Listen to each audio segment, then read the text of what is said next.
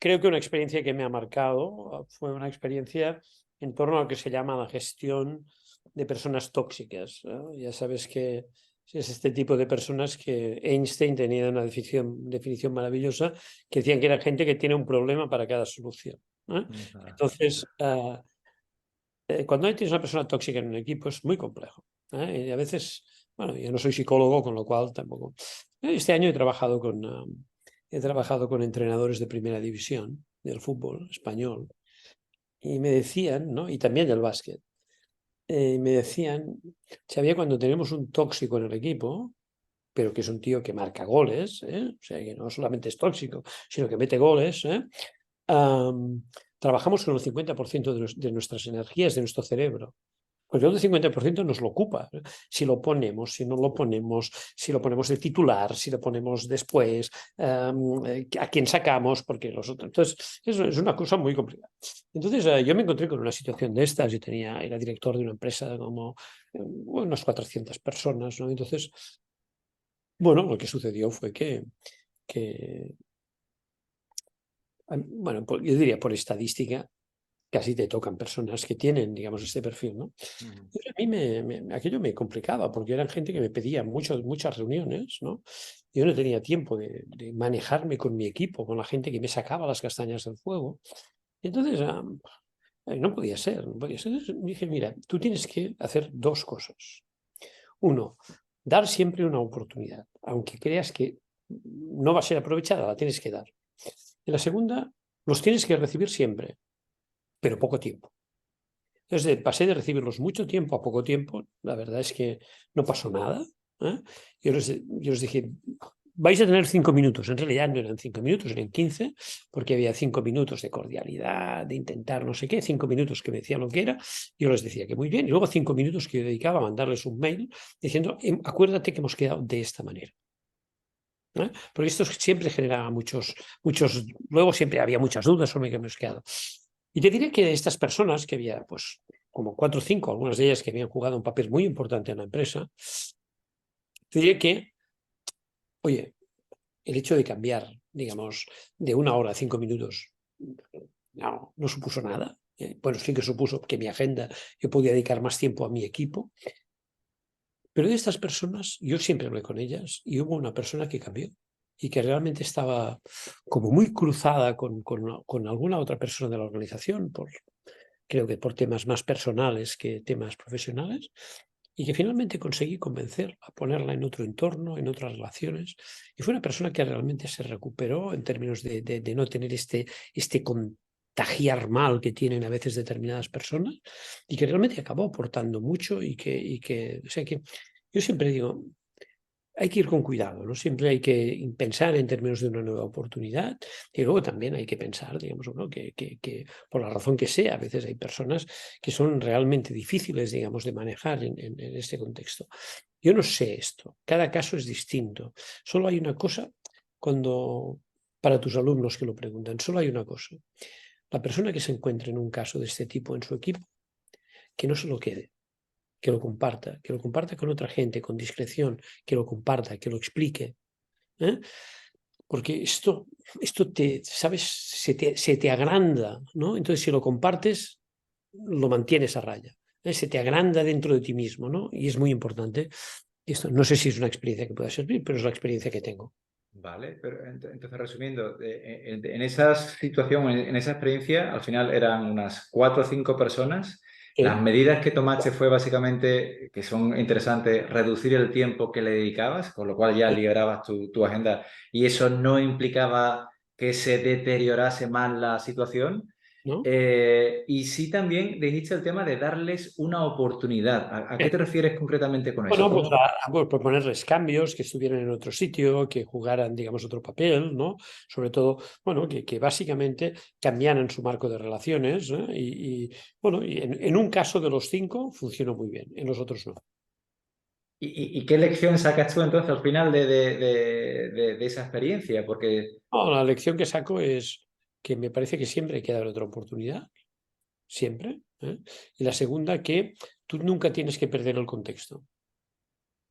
Muchas veces la gente que tiene una alta toxicidad te hace perder el contexto, ¿eh? Entonces caes en errores.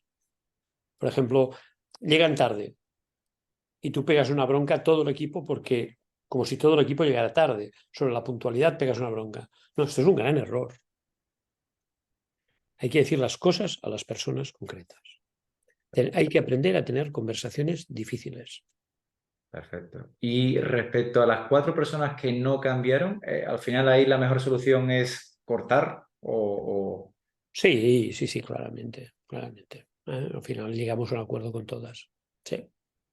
buscar una ¿Eh? salida. Si no, si la Y persona no porque, quiere cambiar realmente... no, y porque finalmente eran gente que yo pienso que podían empezar de nuevo en otro sitio. Y bueno, mira, hay una cosa que siempre creo. Con la gente, cuando te toca tener responsabilidad, tú puedes ser riguroso. Pero citando un libro precioso de Jim Collins, nunca puedes ser cruel, ¿no? Entonces, siempre hay que respetar a los demás, siempre hay que ofrecerles una oportunidad, siempre hay que, digamos, cuidar a las personas, aunque tengamos una situación tensa. ¿Hacia dónde ve Xavier la evolución del liderazgo en los próximos 20 años? Porque en principio llevamos ya, no sé, 10, 20 años tratando de defender el modelo humanista, pero ahora tenemos un poco el tema de la inteligencia artificial. Yo he visto una formación que tenías por ahí en la página, en una web, donde hablaba del tema, ¿cómo se llama esto? De la hiperbuca, ¿no? Es decir, de la cantidad de cómo va a cambiar todo tan rápidamente y que la capacidad de adaptación, pues, es como algo fundamental. Pero no sé, No, mira, el liderazgo es, el verbo liderar entra en juego cuando la gente tiene más capacidad, cuando el verbo influir se impone al verbo mandar. Esto es liderar. Liderar es influir más que mandar, es tener esta capacidad de hacer crecer a las personas, de crecer tú haciendo crecer a las personas, de intentar sacar la mejor versión de cada uno, y cada uno es distinto, de ejemplarizar cualquier cambio, de construir visión, pero una visión que incorpore a las personas, que llene de sentido las agendas de las personas. Entonces, yo sinceramente creo que el liderazgo humanista es muy fácil de entender. Es entender que cuando tú estás arriba en una organización, la gente no trabaja para ti, sino que tú trabajas para ellos. Que liderar es servir y no servirse, y que si hay una evolución del liderazgo en los próximos años, yo creo que el liderazgo humanista básicamente camina hacia la empatía, la sencillez y la humildad.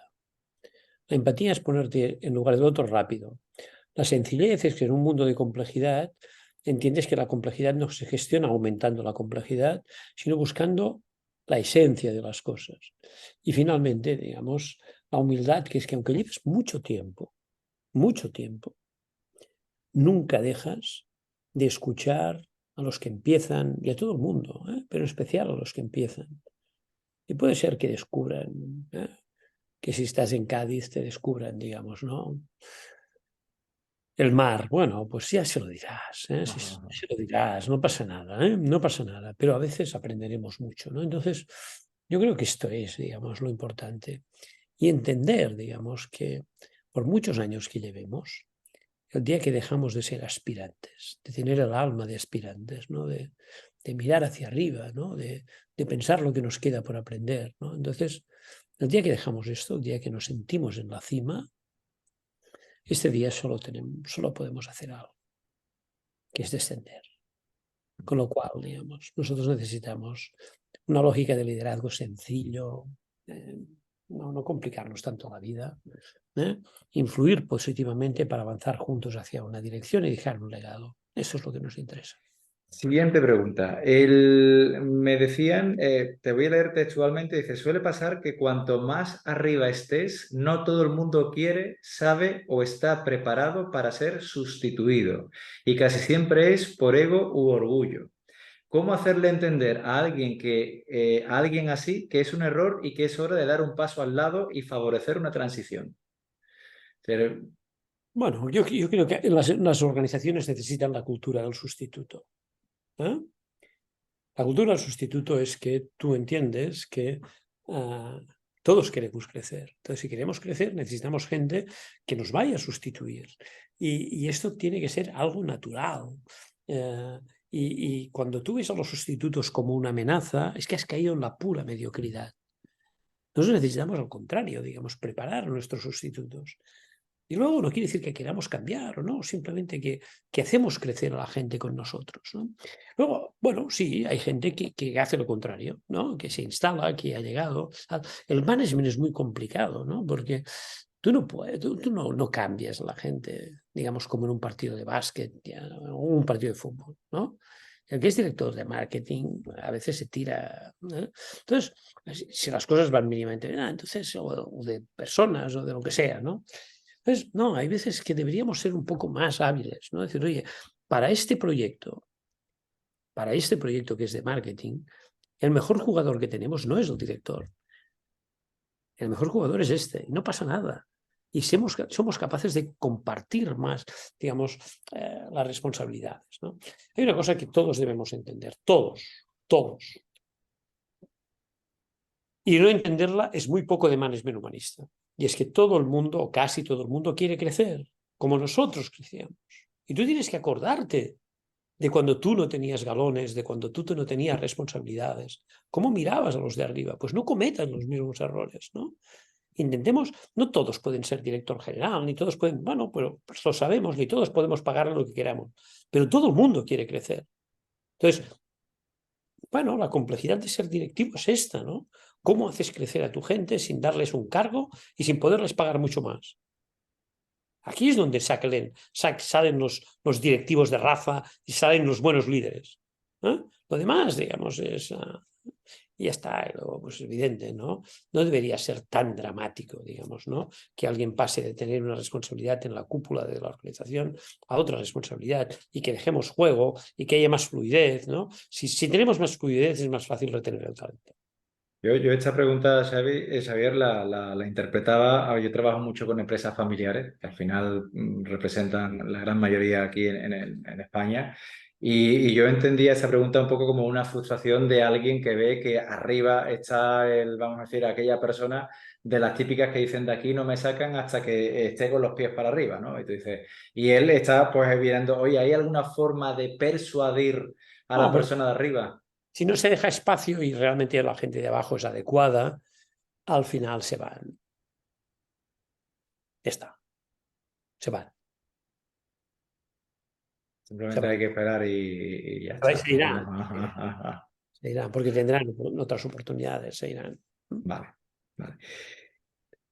Cuarta pregunta, esta es muy típica, pero bueno, interesa conocer tu opinión, es la de un consejo para liderar o gestionar un equipo que está muy acomodado con poca o ninguna intención de cambio. Llegas a una empresa y te encuentras que el equipo está ahí un poco estancado y resistente a los cambios. Inspiración y ejemplo, nada más. Inspiración y ejemplo. Inspirar es sobre todo preguntar, saber hacer buenas preguntas y ejemplo. Si recetas el cambio a los demás y no lo practicas, tienes poca credibilidad. Ir ganándolos de uno a uno, ¿eh? Y a veces alguno quedará fuera, no digo que no, pero sí, inspiración y ejemplo, ya está, ¿no? Y luego que entiendan de que el cambio te lo tomas en serio y por eso lo ejemplarizas. Ah, el motor es la autenticidad. Tú no tienes que ser perfecto, pero no puedes tener un gap enorme entre lo que dices y lo que haces. Los perfectos a veces son una patología, sobre todo cuando explican que son perfectos. No. No quiero héroes. Quiero gente que razonablemente sea auténtica y que lo demuestre, que ejemplarice, que inspire, que haga crecer a los demás. Y poco a poco. ¿Eh? Normalmente tienes un tercio que se te apunta, un tercio que puedes transformar y un tercio que te cuesta mucho más, ¿no? Pero si haces esto, ganas. Al final, la gente siempre busca recetas o fórmulas mágicas para un cambio drástico y siempre todo es un proceso, Xavier. Al cambio son las personas, tú no cambias a los demás desde fuera. ni a base, ni ametrallándolos a PowerPoints. El cambio es otra cosa. El cambio es ir, digamos, inoculando esta convicción de que cambiar es estar uno mismo en transición a otras relaciones, a otras formas de trabajar, a otras formas de organizar la agenda. Esto es el cambio. Qué bueno, qué bueno. La última pregunta, Xavi. Xavier, yo soy un apasionado de la inteligencia emocional. Para mí la inteligencia emocional es la base del liderazgo, pero no sé qué opinión te merece a ti la inteligencia emocional. Sí, mano izquierda. Mano izquierda, Víctor, mano izquierda. Tú tienes que ponerte en lugar del otro, ¿eh? No todos hemos hecho psicología, pero tienes que tener esta capacidad de entender lo que el otro puede pensar. Tienes que ponerte en su lugar. Tienes que pensar cuáles son sus aspiraciones. Tienes que pensar qué le motiva, qué le desmotiva. Entonces, no, es esto y está. Entonces, el management y especialmente el liderazgo, ¿no? Es people business, es un tema de personas. Entonces, está, digamos, las personas no son solo razón, son mucha emoción. Por eso cada vez valoramos más la actitud y no solo la aptitud. Entonces, el que no entienda el liderazgo emocional es, digamos, alguien que juega con cartas muy limitadas. Luego, déjame que te ponga un contrapunto. Venga. Luego también hay los otros que, digamos, que parecen, digamos, digamos, lo vamos a arreglar todo con autoayuda. No, esto es un poco serio, ¿eh? Es un poco más difícil. ¿Eh? No, tú tienes que hacer todo, tienes que utilizar la razón y tienes que utilizar el corazón. ¿Eh? La razón también. ¿Eh? Entonces aquí es donde tú tienes que saber equilibrar. Digamos, el management es el arte del equilibrio. ¿Eh? No que solo sean clientes. Claro que nos debemos a los clientes, pero también a la gente de dentro, también a los accionistas, también a la sociedad. Entonces tú tienes que equilibrar. Y este es el juego.